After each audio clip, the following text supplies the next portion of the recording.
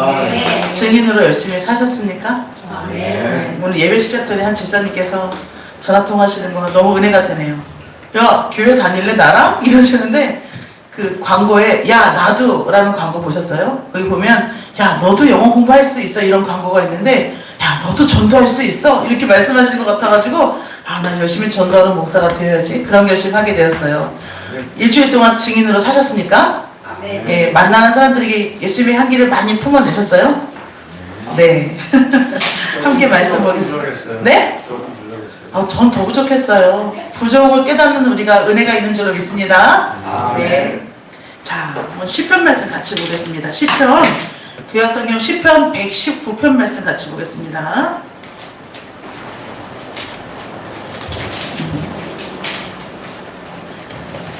시편 119편 71절의 말씀입니다.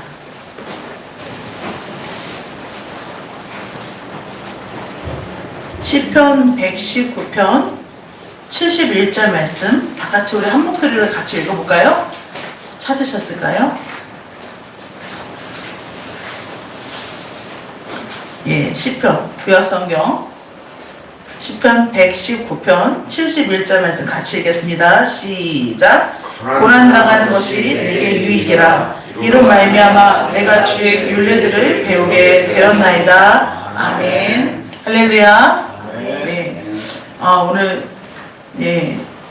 오늘 말씀의 제목은 고난이 내게 유익. 예. 고난은 유익이다라는 제목으로 오늘 말씀을 나누기를 원합니다. 제가 매주마다 저에게 그 카카오톡으로 저에게 이렇게 예화 또 귀한 설교 이런 것들을 저에게 보내주시는 목사님이 계세요. 이미 은퇴하신 목사님이세요. 우리 그 같은 노예에 계신 목사님이신데 은퇴하셔서 이 목사님이 하시는 사명이 설교문이나 좋은 예화를 읽게 되면 이렇게 후배 목사들에게 카톡으로 계속 보내주시는 일을 요즘에 하고 계세요. 매번 제가 단문을 하지는 못하지만 그거 카톡을 보면서 제가 많은 은혜를 경험하고 있습니다. 그 중에 좋은 내용이 있어서 이 시간 여러분에게 소개하고 싶습니다. 이 예화 전하기 전에 이 교회가 어떤 교회인가 라고 봤더니 합동측 교회 장로님이신 것 같아요. 대구에 대명교회라고 있어요. 지방에 있는 대구를 지방이라고 얘기하면 대구 사람들 화내시겠지만 대구라는 도시에 대명교회에 주관우 장로님이라고 계세요. 제가 장로님 명단을 보니까 거기 사진이 안 계시더라고요. 이제 별세하셔서 천국에 계신 것 같아요. 이 장로님께서 과거에 본인께서 경험하셨던 그런 간증 내용을 이제 하셨는데 이게 좋다 보니까 여기저기로 실어 나르신 것 같아요. 인터넷으로. 이 목사님께서 요거 예화를 너무 좋으셔가지고 저한테 보내주셨어요. 자, 이 장로님께서 한창이실 때, 일제시대 때 이제 일본 사람이 운영하는 공장에서 일을 하고 계셨대요. 거기서 무슨 일을 했느냐면 이런 거래처에 가서 돈을 수금해오는 일을 했대요. 여러분 생각해보세요. 매장에 가서 내가 매장 관리를 하는데 공장 관리를 하는데 업소에 가서 돈을 수금해오는 일은 믿을만한 사람한테 시킬까요? 아니면 대면대면한 직원한테 시킬까요?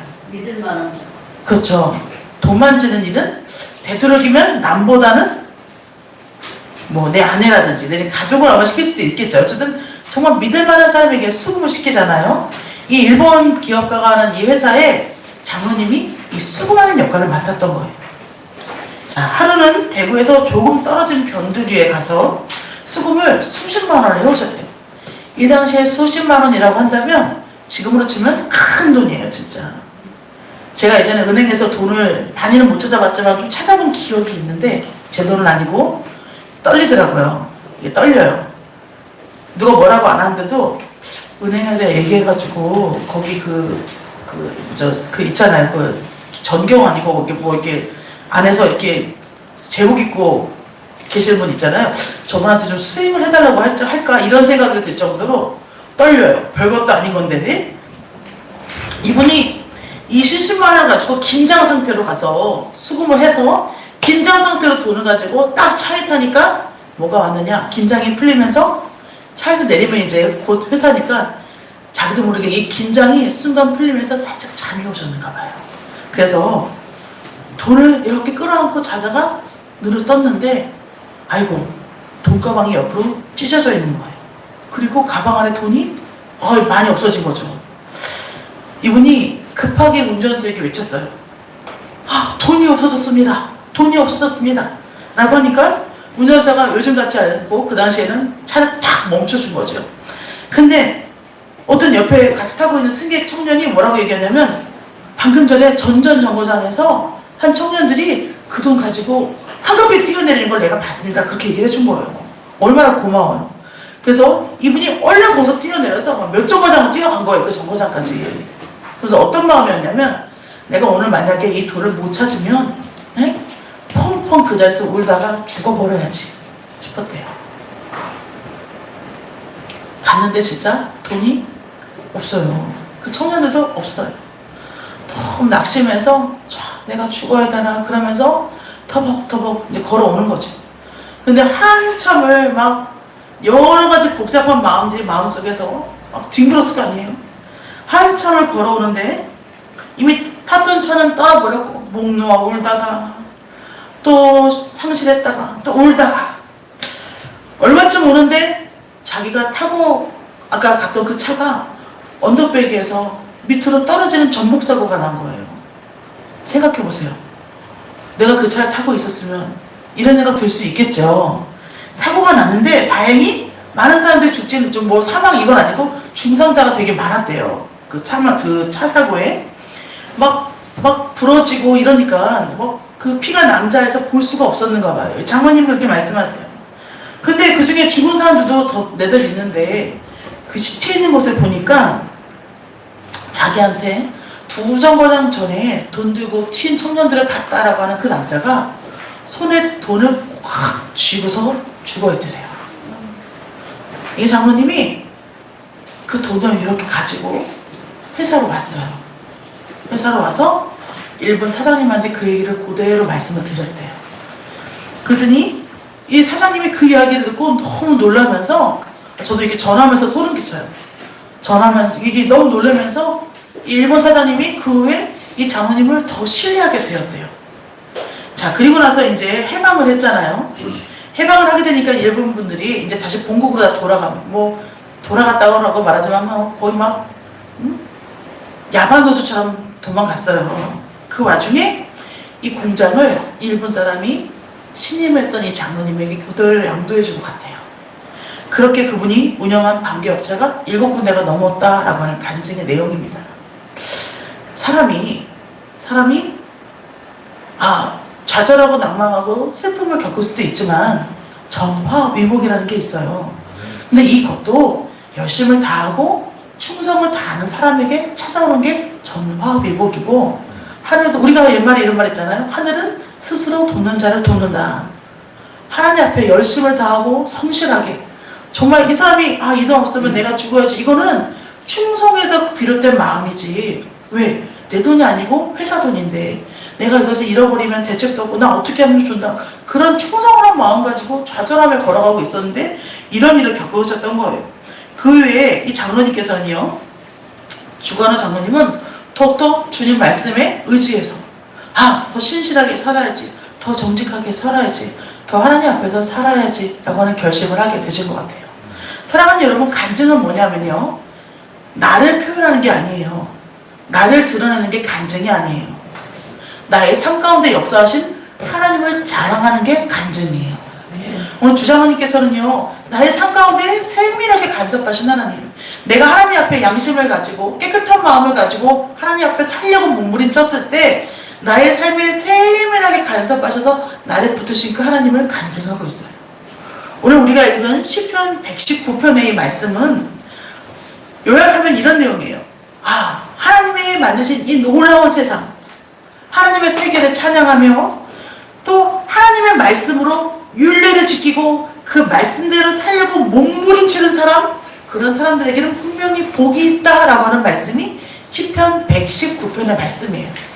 근데 오늘 우리가 읽은 이 119편 71절 말씀, 고난당한 것이 내게 유익이라, 이로 말미암아 내가 주의 율례들을 배우게 되었나이다.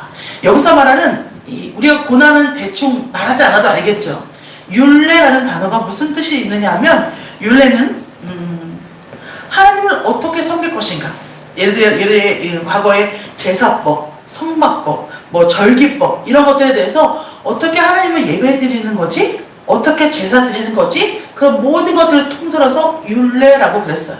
그러면 오늘 말씀을 곰곰이 보면 삶 가운데서 여러 가지 고난을 당하는데, 여러분 악인이 고난을 당하는 것을 여러분에게 말씀드리는 게 아니에요. 오늘 고난을 당하고 있는 이 화자는 어떤 사람이냐면, 하나님을 너무 사랑해서 하나님 만드신 세상과 하나님을 너무 사랑하고 하나님께 예배드리는 것은 너무너무 기뻐하는 자가 당하는 의인의 고난을 말씀하고 있는 겁니다.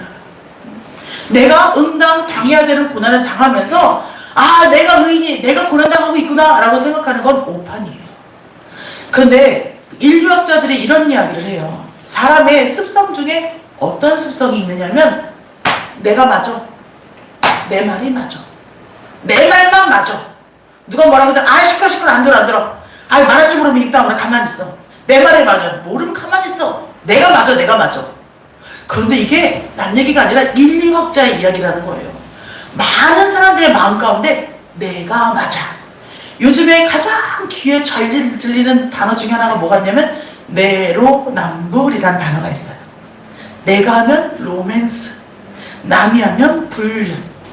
내가 하는 건 다 맞고 네가 하는 건 다 틀려. 내가 하는 건 덮어놓고 다 맞고 네가 하는 건 다 틀려. 이게 인간의 본성이다라고 하는 거예요. 근데 오늘 이 시편 119편에 고난당하는 이 사람은 내가 하는 건 다 맞고 네가 하는 건 다 틀려 라고 하는 그게 아니에요. 기본 출발선이 그게 아니라 어디에서 시작하냐면 하나님의 율례에서 시작하고 있어요. 하나님, 주님의 법 앞에 내가 서 있습니다. 이 율례대로 내가 오늘 주님을 섬기니 내게 즐겁습니다. 제가 TV 드라마를 보는데 드라마에 어떤 노래가 나왔냐면, 교도소, 교정 여러 가지 프로그램이 있겠지만 교도소 내에 재소자들에게 들려주는 노래가 있어요. 법은 불편하지 않아, 이런 노래가 있더라고요. 예전에 지금 몇 년 전에 했던 슬기로운 감방생활이라는 거기에서 그 노래를 들려주는데 목소리가 너무 좋아서 제가 알아보진 않았지만 윤영주 장모님 목소리인 것 같기도 해요. 공익 CM 맞죠? 그런 것처럼 이렇게 노래가 법은 불편하지 않아요, 법은 우리를 도와주지. 그걸 제가 드라마를 보면서 외워버렸어요. 여러분, 제가 이 말씀을 왜 드리냐면, 내가 하나님 앞에 범죄하고 내 안에 죄악이 틈타면 모든 법들이 불편하게 되어 있어요. 근데 사랑하는 여러분, 여기 계신 여러분, 저를 보세요. 여러분, 법이 불편하세요? 그래서 경찰서 앞을 지나가면 막 마음이, 심장이 막 떨리시고 막 그러세요? 네, 하지만 여러분, 만약에 내가 오늘 안전벨트를 안 하고서 운전하고 있는데 앞에서 지금 검문을 하고 있어요. 어떻게 하시겠어요? 얼른 마음이 순간 심장 바운스가, 박동수가 빨라지죠. 저도 그래요. 또 막 신나게 달리고 있는데 갑자기 속도계 30km. 그럼 어떻게 됐어요? 순간 심장이 아이고 속도를 줄여야지. 내가 그 법에 있어서 지켜지지 않고 있는 나를 볼 때 법은 나에게 불편함을 주지요. 오늘 시편 119편의 이 화자는요, 오늘 하나님의 법이 나에게 불편하지 않은 사람이에요.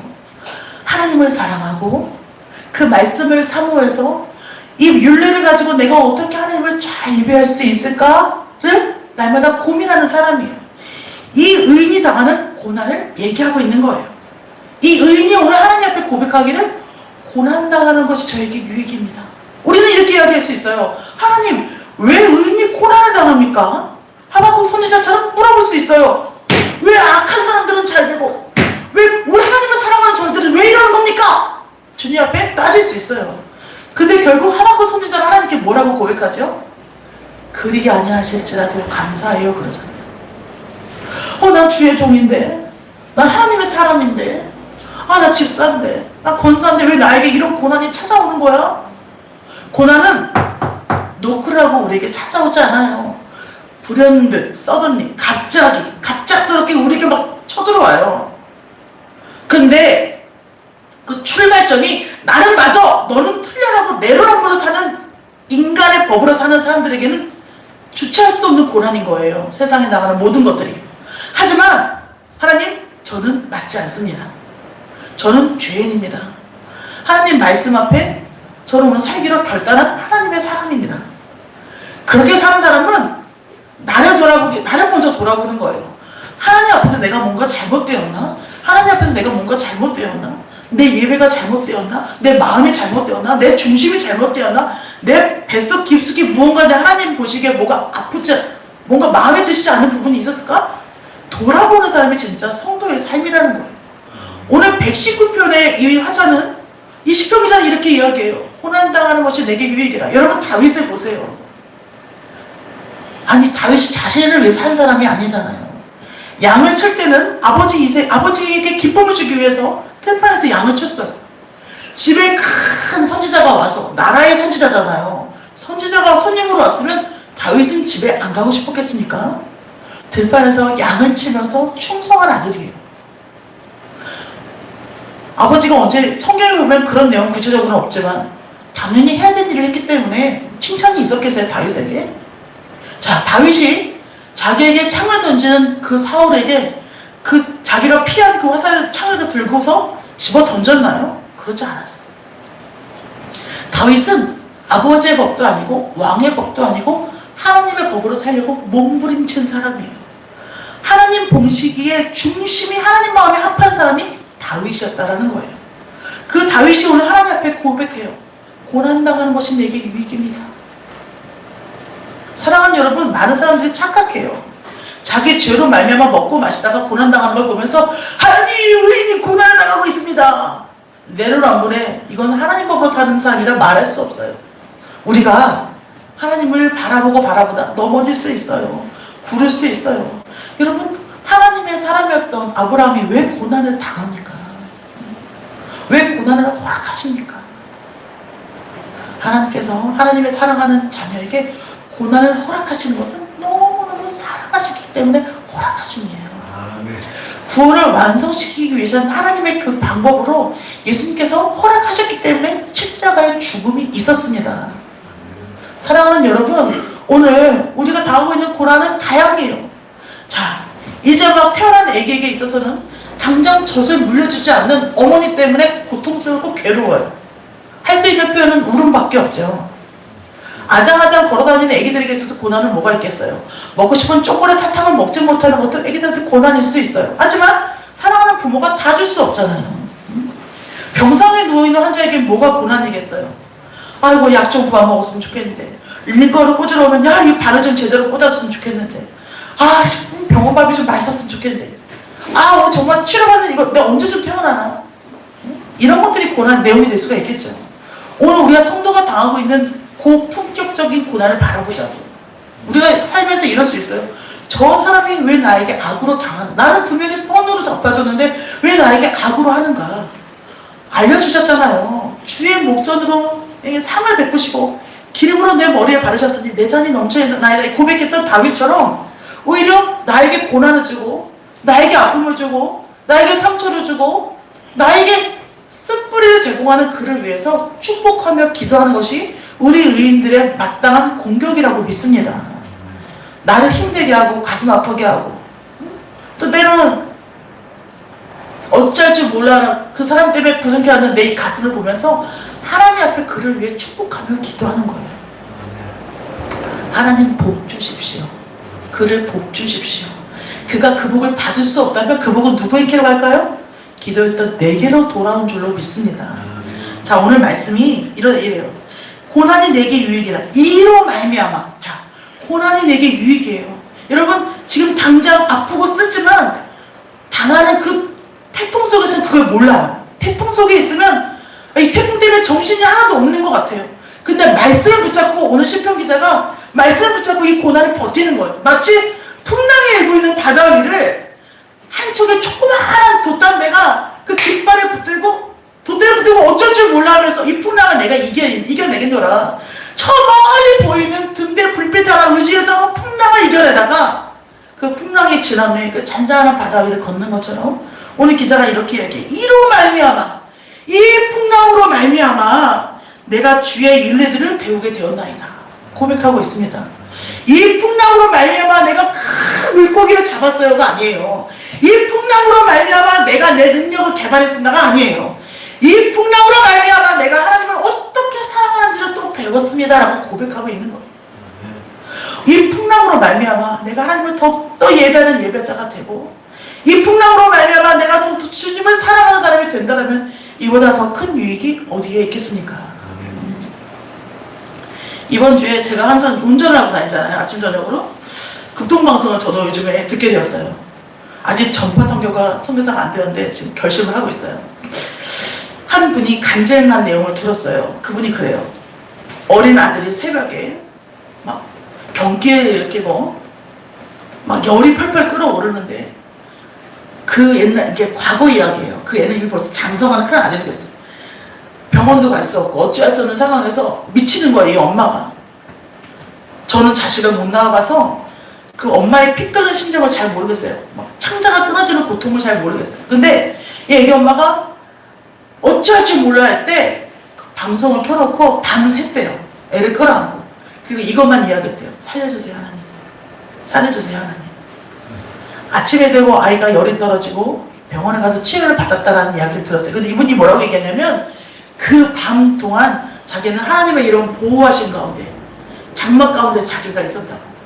이것은 극동방송에서 보내주신 그 방송으로 말미암아 자기가 하나님 앞에 나아갈 수가 있었다고.